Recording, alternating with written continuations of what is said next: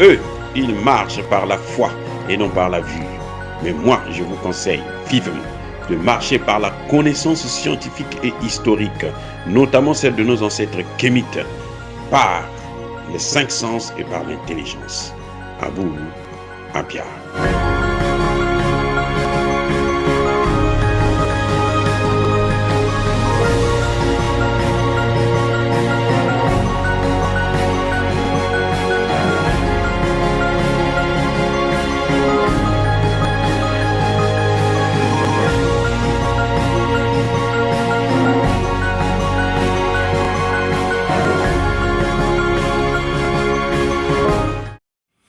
Otep à tous, bienvenue sur la chaîne des panafricanistes par essence, par conviction et par excellence. Celle des citoyens kémites par nécessité et obligation de combat. Nous sommes une chaîne qui n'est guidée que par nos ancêtres et rien que par les ancêtres qui appartiennent à l'égrégore du monde noir. Par conséquent, nous ne croyons en aucun dieu venu de l'étranger. Toutefois, cette vidéo n'est aucunement destinée à inciter à la haine ou à la violence, car nous menons un combat qui est d'abord et avant tout spirituel. Ensuite, il est politique, géopolitique et géostratégique.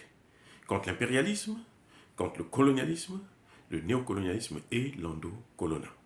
Sur la base du principe fondamental que nous avons hérité de nos ancêtres kémites, qui est celui de la Mahat, c'est-à-dire solidarité, vérité et justice.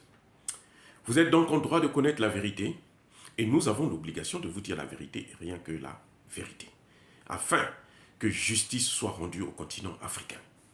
Et ça, c'est notre modeste contribution dans cette noble lutte en faveur de la souveraineté, la dignité, la solidarité et l'unité africaine.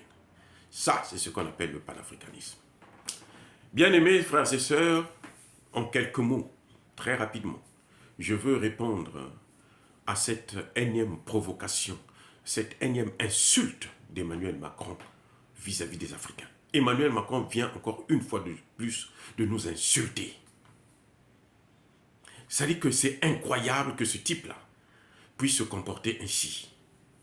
J'ai peur de penser qu'il a besoin plutôt d'un psychiatre que d'un médecin ordinaire. Parce qu'à ce point, s'adresser de cette manière, mentir aussi grossièrement, face à des gens qui comprennent bien, qui parlent bien sa langue, qui ont pour certains étudié dans son pays, ça relève de la schizophrénie. C'est une maladie mentale.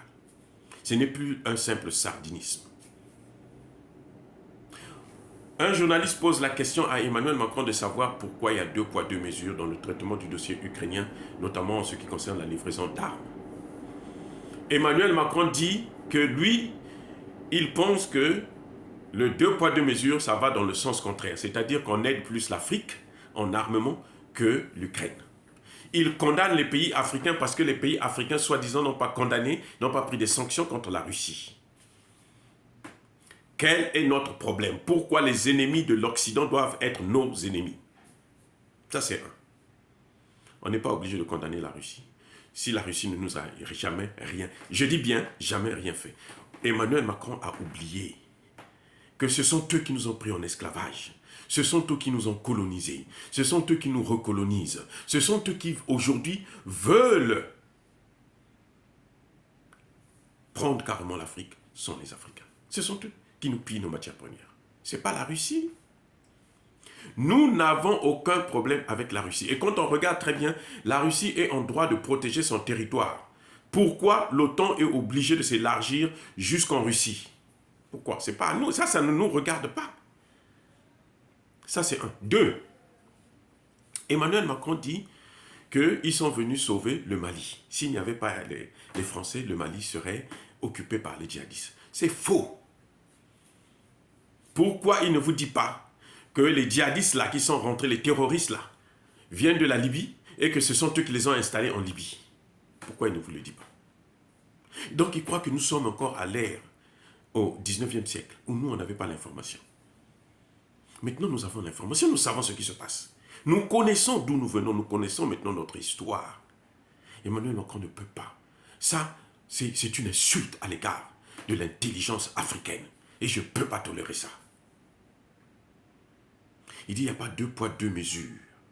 s'il y a 2 poids, 2 mesures, c'est au bénéfice des Africains.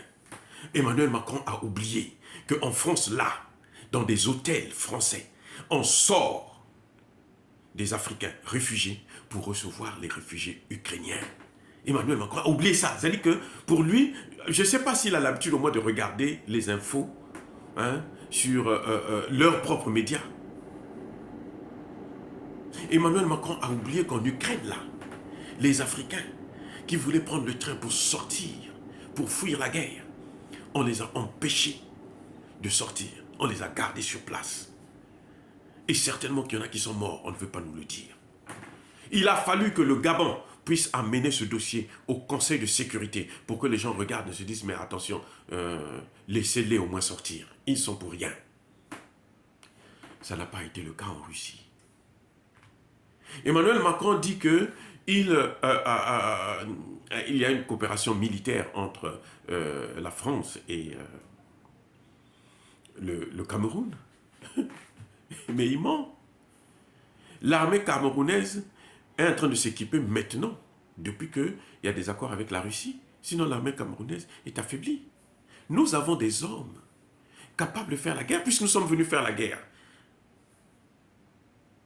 en France, pour sauver la France. Il dit qu'il a perdu des soldats français en Afrique, au Mali, dans le Sahel. Combien? 53. Et parmi les 53, écoutez-moi bien, parmi les 53, il y en a plusieurs qui ont été tués par les Français eux-mêmes pour justifier leur maintien sur le terrain. Ces malchanceux ont subi un sort indigne et criminel de la France pour que la France puisse se maintenir au Mali. Voyez? Mais nous, comme nous sommes partis sauver la France, là, on est mort par millions. Ce qui s'est passé au Mali, là, c'est ce qui s'était passé en Côte d'Ivoire. C'est le jeu des Français.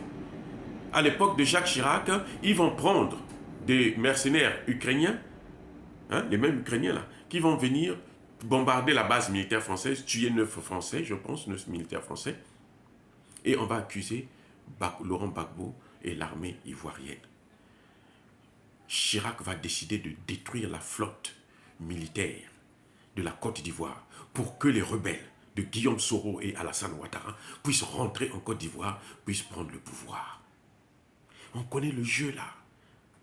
Emmanuel Macron ne dit pas à l'auditoire que quand ils sont arrivés au Mali, c'était 5% ou 10% du territoire qui était occupé et que quand ils partaient là, quand le Mali les a chassés, 80% du territoire était occupé. Actuellement, le Mali a déjà récupéré au moins 60% de son territoire. Avec qui? Avec les Russes. Non, monsieur Emmanuel Macron, arrêtez de vous moquer de nous. Arrêtez de nous moquer. Restez chez vous, parce que vous n'allez rien résoudre. On n'a pas besoin de vous pour régler nos problèmes maintenant. Nous le savons, que vous êtes au contraire le problème, vous n'êtes pas la solution. Les problèmes africains trouveront leur solution en Afrique et par les Africains. C'est nous qui allons régler nos problèmes. Alors restez chez vous. Restez en France, restez chez vous. Ne venez pas distraire le pauvre Biya. Ne venez pas distraire Patrice Talon. Non, restez chez vous. Emmanuel Macron vous dit quoi du CFA? Nous, on n'a pas besoin du franc CFA parce que c'est 500 milliards que l'Afrique donne à la France gratuitement. Non, on ne peut pas continuer comme ça suffit. Ces insultes-là, ces injures-là doivent s'arrêter. Et que les Africains qui pensent que, parce qu'ils bénéficient de la grâce d'Emmanuel Macron et de la France, qu'ils vont continuer à sacrifier l'Afrique, qu'ils sachent que nous ne laisserons plus jamais faire ce genre de comportement. Ils nous trouveront sur leur chemin d'une manière ou d'une autre. Mais est-ce que dire cela, c'est inciter à la haine ou à la violence? Non. Que Emmanuel Macron cesse de nous provoquer et de nous insulter. Parce que s'il nous insulte, nous allons répondre au coup par coup. Nous sommes une force tranquille. Yabakole Hervé, Yamaleme. Soyez bénis par le Dieu des Kémites. J'ai dit et j'assume.